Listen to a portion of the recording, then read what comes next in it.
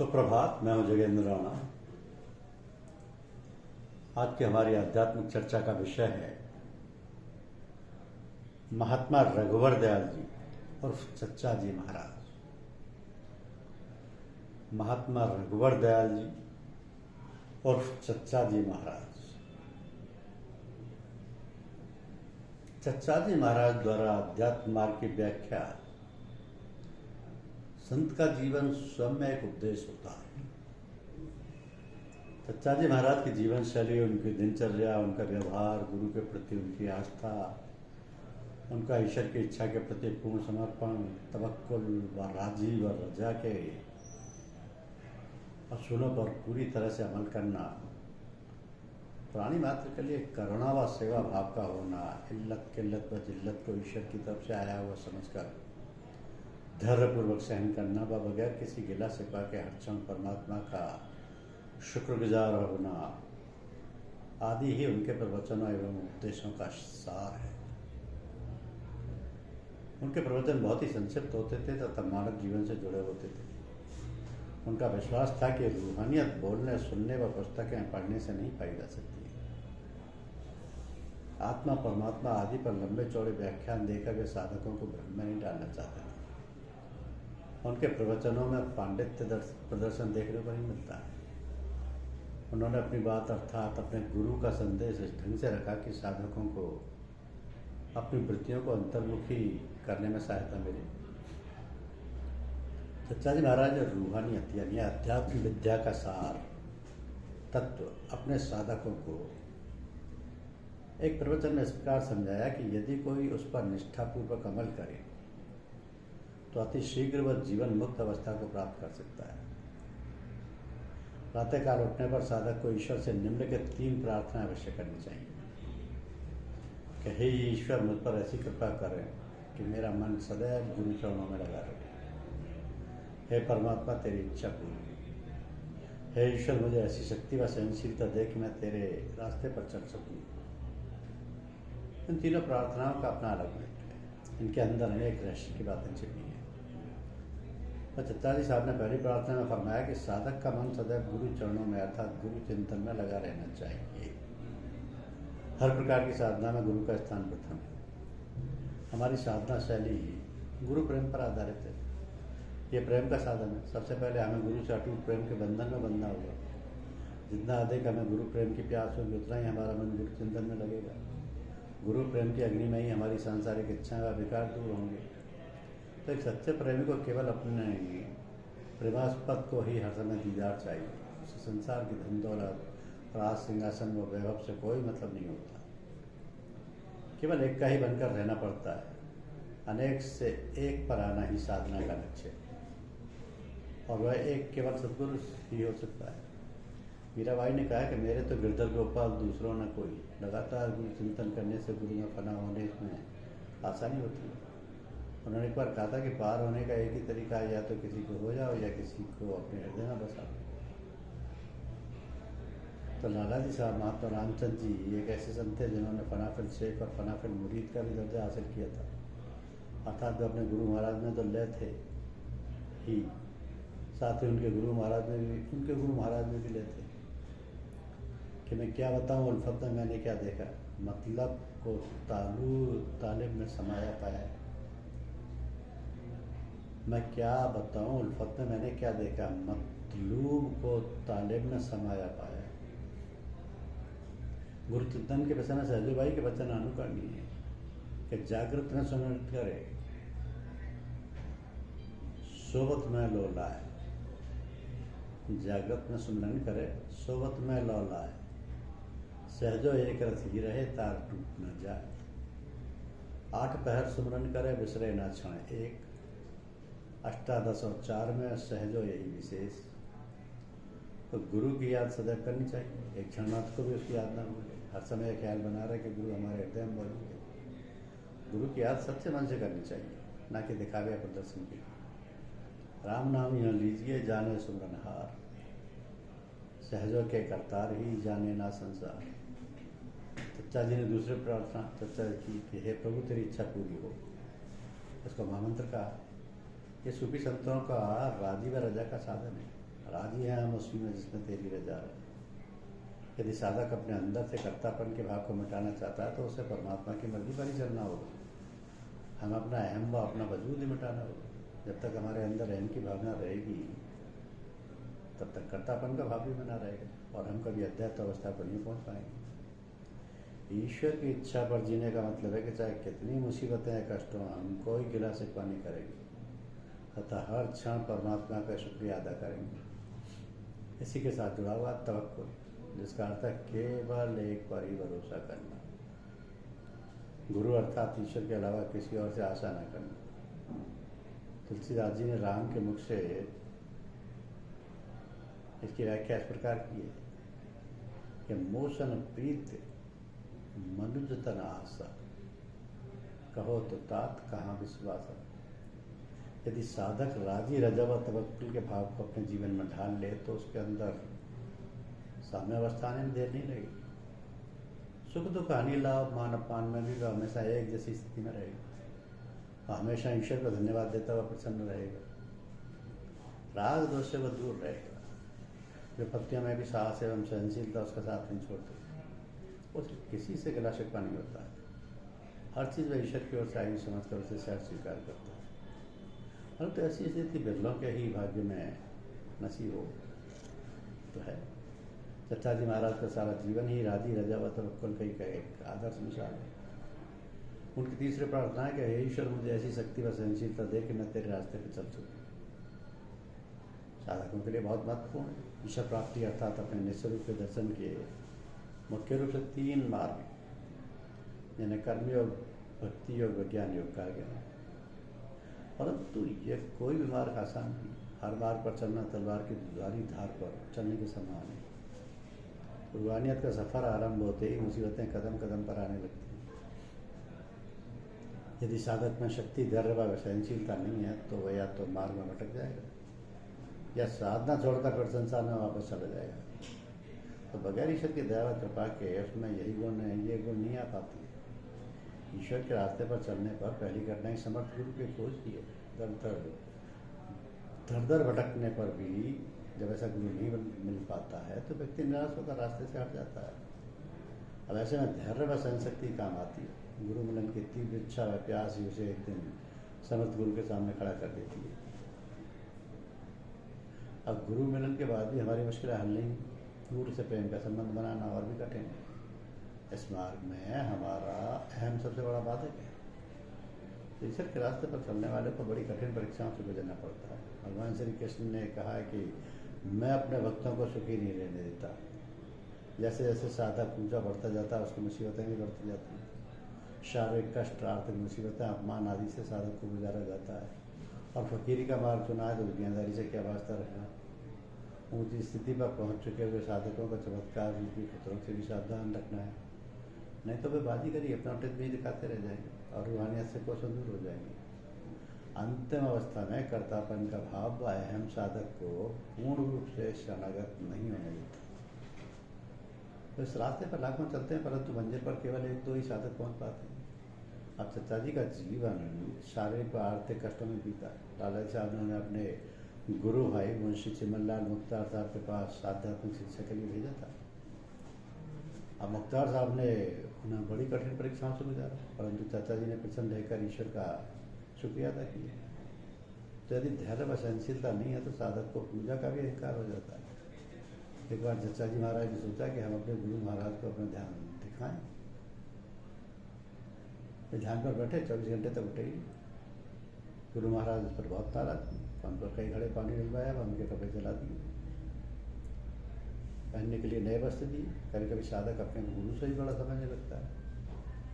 इस रास्ते पर कदम कदम पर साधक के सामने सांसारिक प्रलोभन में माया अपने जाल फैलाई रहती है, जिनमें फंसकर साधक भटक जाता है। इन पर ईश्वर गुरु पदवी का भार सौंपते हैं, उन्हें तो और भी तपाया जाता है ताकि वह बिल्कुल खड़े होकर निकले।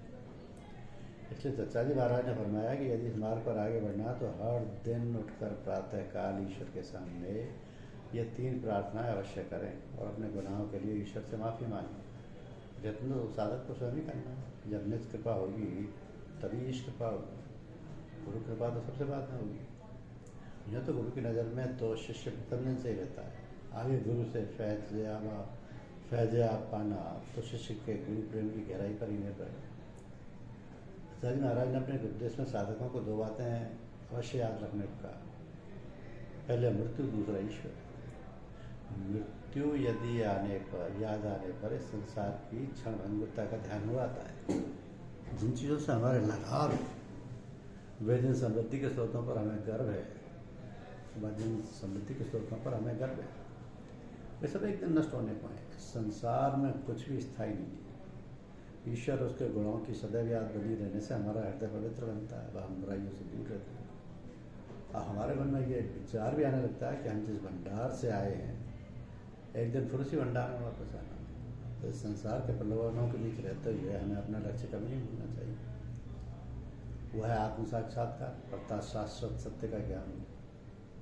अब मार्ग के बीच में हमें इससे कम में संतोष कर लेना चाहिए। निर्लिप्त भाव से जीवन बिताना ही उनकी विचारधारा का केंद्र बिंदु है।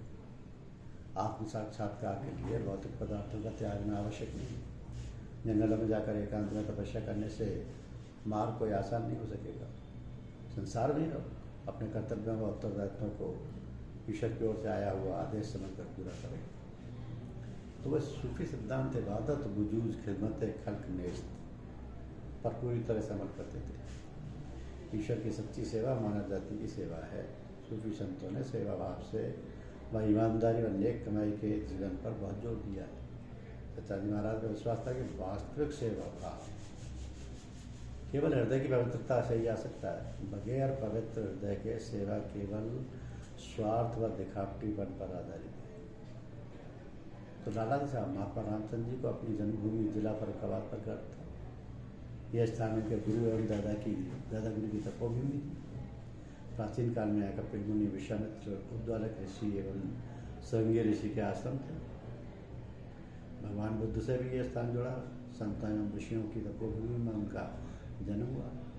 उनकी माताजी भी ईश्वर भक्त थी।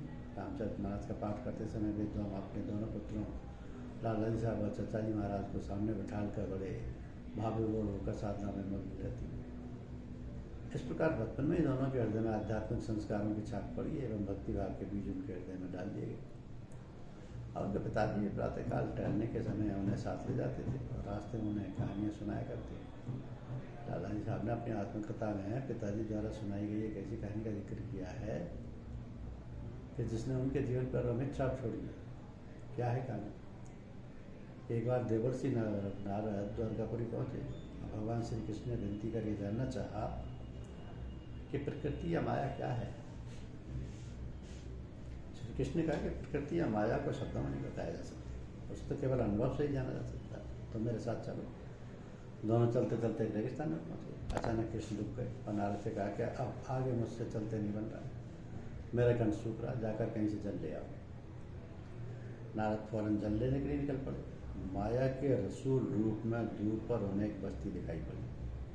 वहाँ पहुँचने पर नारद को एक युवती कुएं पर पानी भरती दिखलाई पड़ी। नारद उसके रूप लावण्य में पूरी तरह खो गए। उसने विनम्रता से नारद को जल पिलाया, परंतु नारद इस प्रकार उसके रूप पर मोहित हो चुके थे कि उसको पीछा करते हुए उसके घर तक जा पहुँचे। वो लड़की के पिता से कहा कि मैं तुम्हारी पुत्री से विवाह करना चाहता हूँ। उपयुक्त वर देखकर वे तैयार हुए। एक शर्त रखी कि विवाह के बाद तुम ऐसी गाँव में व ऐसी घर में रहना पड़ेगा। नारद द्वारा इस शर्त को स्वीकार कर लेने पर दोनों विवाह के बंधन में बंध गए। लड़की के पिता की मृत्यु के बाद नारद को उसका सारा कारोबार संभालना पड़ा। उसके 4 संतानें हुई। इस प्रकार वे अपने इस छोटे से संसार में मग्नों का जीवन बिताने लगे। अचानक विपत्ति का पहाड़ टूट पड़ा। एक दिन भयानक आंधी तूफान के बाद गाँव में बाढ़ आ गई। नारद ने पत्नी और बच्चों को एक नाव में बिठाकर आगे बढ़ने का निश्चय किया, परंतु दुर्भाग्यवश नाव पलटी। उनकी पत्नी और बच्चे सब डूब गए। वे किसी को भी नहीं बचा पाए। तो एक तेज लहर ने उन्हें किनारे जा पटका दिया। उनका बुरा हाल था। वे चिल्ला रहे थे कि मेरा जीवन पत्नी और बच्चों के बगैर व्यर्थ है, मैं अकेला जीकर क्या करूँ। इतने में उन्हें सुनाई पड़ा, नारद ने प्यासा हूँ जल लाए। सामने श्री कृष्ण खड़े थे। नारद ने बिलखते हुए उनसे याचना की कि मेरी पत्नी और बच्चों को जीवित कर दें। तब भगवान श्री कृष्ण ने उन्हें सावधान किया, नारद किस भ्रम में पड़े हो, ना कोई पत्नी ना कोई बच्चे, ये सब माया थी। नारद को चेतना हुई, नतमस्तक होकर उन्होंने कहा, आज आपने दया कर मुझे पुरुष और प्रकृति दोनों के दर्शन करा दिए। तो गीता में कहा गया है कि जो मनुष्य पुरुष को और गुणों के सहित प्रकृति को तत्व से जानता है वो पुनर्जन्म को प्राप्त नहीं होता। लाला जी साहब अपने प्रवचन में प्राय इस कहानी का विश्लेषण करते थे कि नारद की भांति हम सभी अपने दुखों के निर्माता हैं। भोगों की इच्छा रखना, मैं ये सोचना है कि इच्छाओं की पूर्ति से सुख मिलेगा, ये हमारे दुखों का मूल कारण है। तो भगवान की शरण में जाने से ही दुखों का नाश संभव है। आचार्य जी महाराज बड़े विनोद प्रिय व्यक्ति थे। उनके सत्संग में लोग किस्से कहानियाँ सुनाया करते थे। कोई उपन्यास पढ़कर सुनाता था, कोई अखबारों में छपे कार्टून समझाता था। वे लंबे चौड़े प्रवचन नहीं करते थे। हंसी हंसी में ही वे बच्चा सच्चे साधक को अपनी तवज्जो से मालामाल कर देते थे। उन्हें एक कहानी बहुत पसंद थी, उसमें छपे हुए आध्यात्म रहस्य का आनंद थी।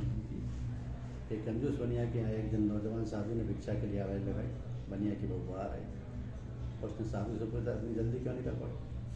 साधु ने उत्तर दिया, मौत के डर से। और उन्होंने कहा, अच्छा आप ठहरिए, मैं भिक्षा लाती हूँ। भिक्षा में वो सड़ा हुआ अनाज दिया। कहा, मेरे यहाँ तो बासी ही खाया जाता है।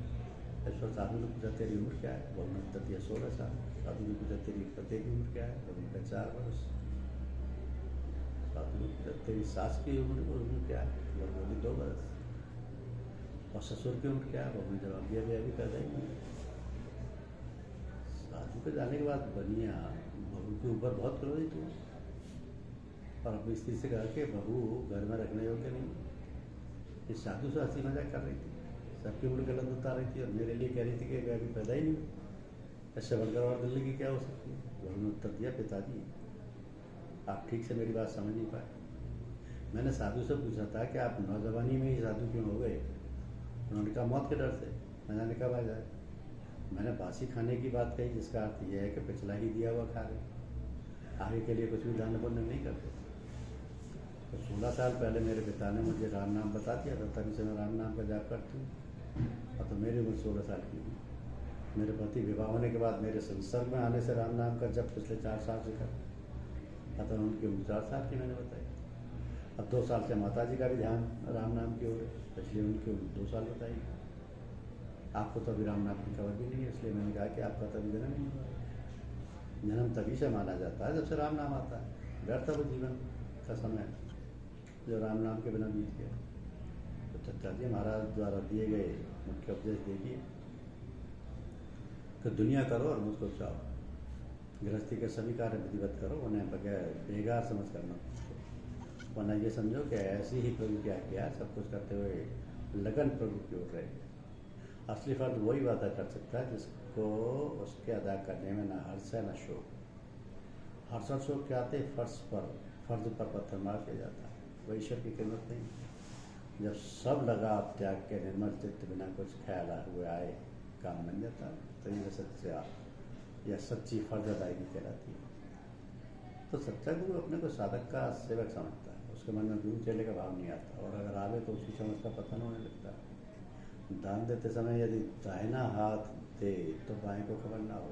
यदि कोई दिया गुरु माता पिता को दे तो ये ना समझे कि मैंने कुछ दिया, वरना ये समझे कि उनका पहले से ही था। साधक का धर्म है कि अपने गुरुदेव की आत्मा के शांति के लिए प्रार्थना करें, हे प्रभु इनका नाम रोशन हो, इनकी आत्मा अपने परम विश्राम पाए। ऐसी अपने माता पिता के लिए प्रार्थना करें। हर लोक में यानी कौर के साथ याद खुदा हो, उसी के ध्यान में खाओ और गिने हुए लोग में हो। खाना दाग के लिए इबादत है। आपने गुरु महाराज के बारे में उन्होंने बताया कि वैसे कहते हैं कि तर्ज रूहानियत एक है, तर्ज माशरत जुदा है। ईश्वर की प्राप्ति का मार्ग एक है, रहन सहन सबका एक नहीं। तर्ज माशरत जुदा गाना, इसलिए जब कोई अपना धर्म बदलने की बात करता है उन्हें बहुत बुरा लगता है। आप हिंदू भाइयों से कहते हैं मेरे पास आत्मज्ञान सीखने आए या अवश्य सीखो, परंतु मेरी रहनी सहनी की नकल अभी ना करो। बाहरी जीवन तुम्हारे कुल जाति के अनुसार हो, आपके क्षेत्र में हमारा तुम्हारा संबंध है। मैं अपने हिंदू भाइयों को अपने हाथ से छूकर कोई चीज़ नहीं देते, यहाँ तक कि सूखी मछली नहीं। वे कहते हैं लोक मर्यादा कायम रखो। भगत मार्ग यही है, हम प्राणी मात्र की सेवा में लगे रहे। तरीक़त वजूद खिदमत खल्क नेस्त, इबादत वजूद खिदमत खल्क नेस्त। ईश्वर को अगर कोई बात भाती है तो वो मखलूक की खिदमत। भक्ति तो तब आती है जब शुक्र धन्यवान की ध्वनि हृदय से गूंजती रहे, सुख दुख में धैर्य बना रहे। जब तक हृदय शुद्ध ना हुआ, ईश्वर की सच्ची मोहब्बत दिल में भरी ना हुई, खिदमत करना आ ही नहीं सकता। सारे मखलूक बंदों को अपने आप में देखना और उसके सारे मखलूक में यही इसी विद्या की प्रमुखता है। ईश्वर को ईश्वर से ईश्वर के लिए पाओ। ईश्वर साक्षात गुरुदेव जी के रूप में सगुण रूप से विराजमान है। उन्हीं की कृपा से उस कार्य से खुलता है और प्राप्त होता है, तभी प्रेम से हृदय भर उठता है, सारे विकार दूर हो जाते हैं। तो सिर्फ गुरुदेव के द्वारा ईश्वर की प्राप्ति होती है, इसलिए उनसे प्रेम करें, ईश्वर से प्रेम हो जाएगा। गुरु में निरंतर लीन होने से ईश्वर में आप साधन लीन हो जाएगा। जब तक गुरुदेव की आज्ञा ना हो, अपने को जाहिर ना करें। अब जन्म 3 होते हैं, एक तो वह जिससे सब कोई मानते हैं, दूसरा वह जबकि मनुष्य गुरुदेव की शरण में आता है, तीसरे वह दिन जिस दिन महानिर्वाण प्राप्त होता है। तो फकीरों का यही जन्मदिन मनाया जाता है और जन संसार से छुटकारा पाकर आनंद महासिंधु में समाते हैं। जिसको संसार के लोग जन्म दिवस कहते हैं, वह तो वही तो बंधन का दिन। तो ध्यान और समाधि के ऊंचे स्थानों पर ना चाहता हुआ जो केवल ईश्वर के सम्मुख आता, वही सच्चा बने। ये सब बातें तो समय अनुसार आई। ईश्वर पर भरोसा करना जो सीखता है वही ठीक है। तो जो ईश्वर की इच्छा में प्रसन्न रहकर सब काम करता है, वही स्वतंत्र होता है। जो अपनी इंद्रियों का दास है, वो सबका दास है, वो कभी स्वतंत्र हो ही नहीं सकता। ध्यान के समय यदि विचार आते हैं तो आने दो, जो झगड़ा बोलना, तुम अपना काम करोगे, अपना काम करो। सत्संग में बाद अब दिल को यकसू यानी एकाग्र करके गुरुदेव जी के सामने बैठना चाहिए। इज्जत दीनता के साथ हृदय की खिड़कियाँ खोल दें कि उस पर नाम सुनाए।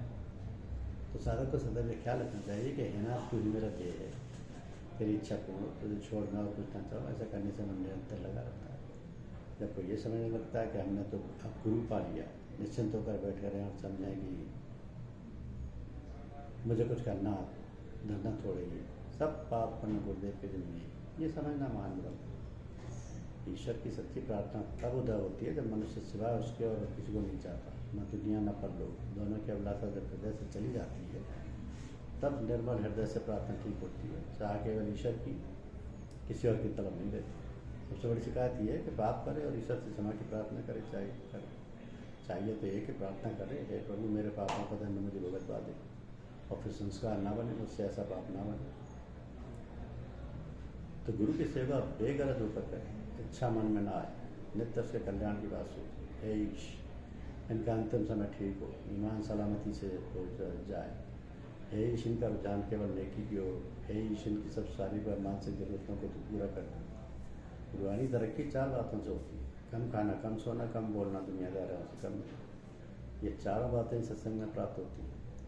तो ईश्वर के मार्ग पर चलने के काबिल बनने के लिए 4 बातें लागू। पैरों को तोड़ डाले, आँखों को खोल डाले, कानों को बहरा कर दे, जबान को काट डाले। साधकों को इसका वास्तविक अर्थ समझना चाहिए।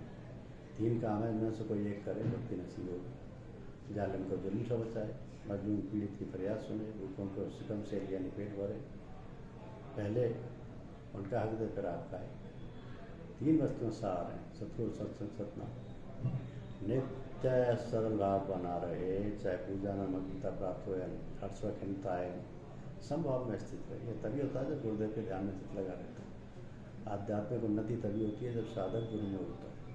भक्तजन कुछ नहीं चाहते, चक्रों के खोलने और भीतर के चमत्कारों की ओर दृष्टि नहीं करते, केवल ईश्वर को चाहते। भीखा भात गम्य की कहन सुन की नाई, जो जाने सो ना कहे, कहे सो जाने नाई।